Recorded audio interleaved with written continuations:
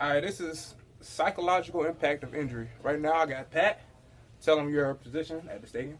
I'm an intern athletic trainer with the University of Louisville football team. All right, so he has a little experience with that psychological part of injury. Now, Pat, what is injury in your opinion?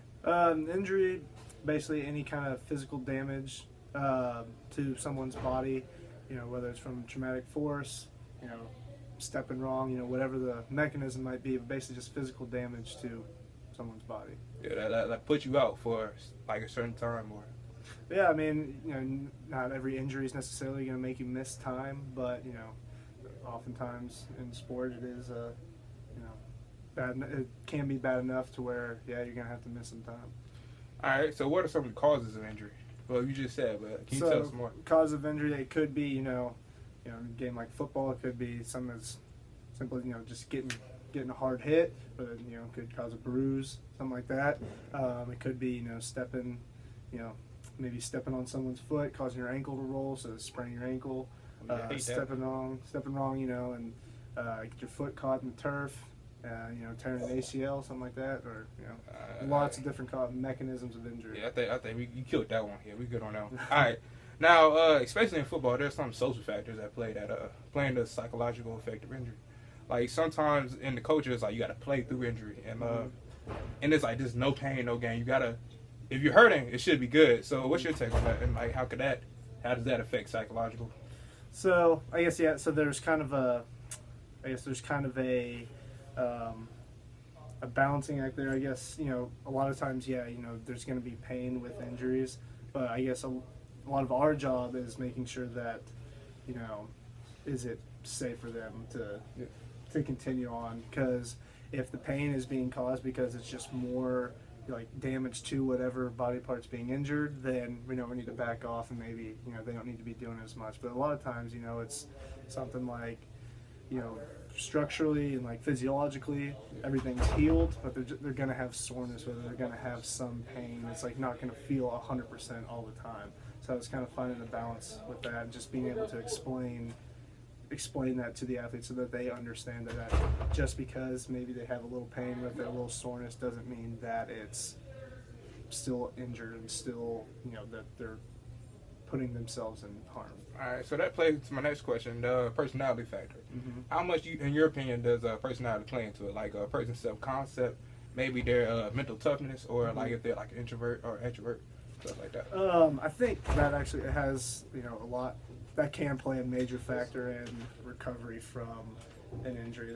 There's actually like been studies that have looked at that, and so someone who very negative, very pessimistic, has in which like the injury kind of takes a negative, and that kind of messes them up mentally. Maybe they take a negative approach when going through the rehab and stuff. They're feeling sorry for themselves that they that this happened to them, instead versus taking a positive approach where it's like, okay, I'm going to attack this rehab and make myself as good as I can. Yeah. That it actually does have a negative effect on their ability to recover and get back. Like the body's somatic system, that's kind of that has an effect on their ability to recover from actual physical injury. Okay. Now, another major factor is stress. There was a study done where they found a correlation between stress and life and injury rate. So, what's your take on that? Like, how do you see stress affecting your chances of getting injured? There's. I guess it's kind of hard to tell. I guess I think it definitely could. Increased stress is gonna. Like you said, it has some negative effects on the body. So. Depending on the amount of effect that it has, then certainly, it could predispose someone to being injured. There's certain things like, in football, there's certain things you can't control. Yeah. A 300-pound guy diving into your knee, something like that. That's whether you're stressed or not. Something like that's, stress isn't going to have an effect on that. It's not going to save your knee from tearing. But there are certain things, whether it be just kind of soft tissue type injuries with muscles, being tense, being tight, having a hamstring strain, or straining other muscles. I'm sure stress could predispose someone in that sense to to other kinds of injuries. That's a good answer. That's a good answer.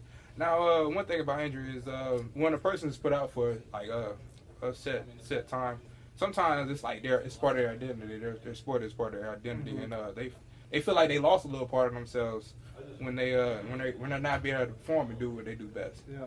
In which they might go through like the 5 stages of grief.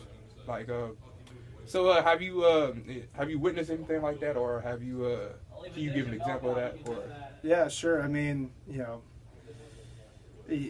like you said, it's going to be dependent on the individual, kind of how they react to it. But yeah, I mean, I've seen it in numerous ways. I've seen it to where an athlete's had a real traumatic injury where we knew right then and there they're going to be missing several months of play. It's going to be a while before they're back on the field. So maybe they've gone through those stages like in about 30 minutes, something like that. Or other guys that maybe they go through it a little longer, throughout that whole 6-month period that they're rehabbing or something. They'll kind of go through those stages.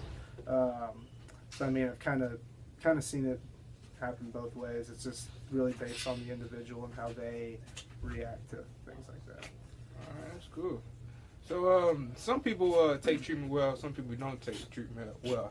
How much you think their attitude plays into that?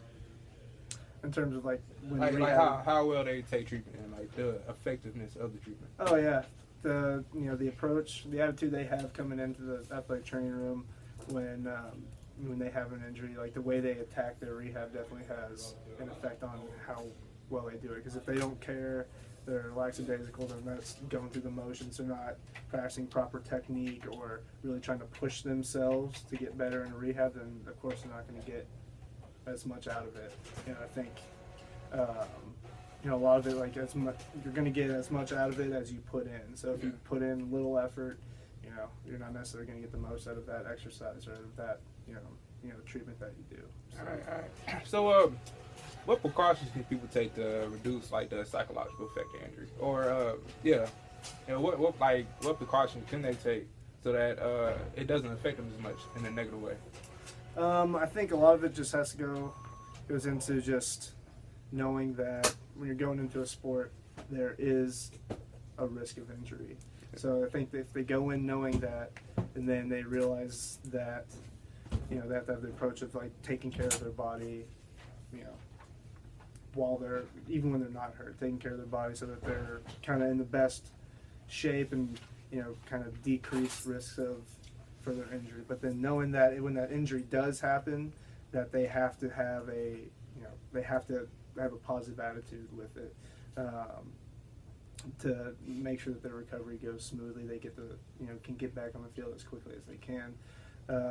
But I think just realizing that injury is kind of part of it. Like you're not necessarily, everyone's not going to tear their ACL or whatever, but you're going to have some bumps and bruises when you're playing a sport. So just knowing that and understanding that going in, I think will has a big impact on how they handle injuries when it actually does happen. All right. So it was nice talking. Good job doing the interview. Thank you. Glad I could help. That's good.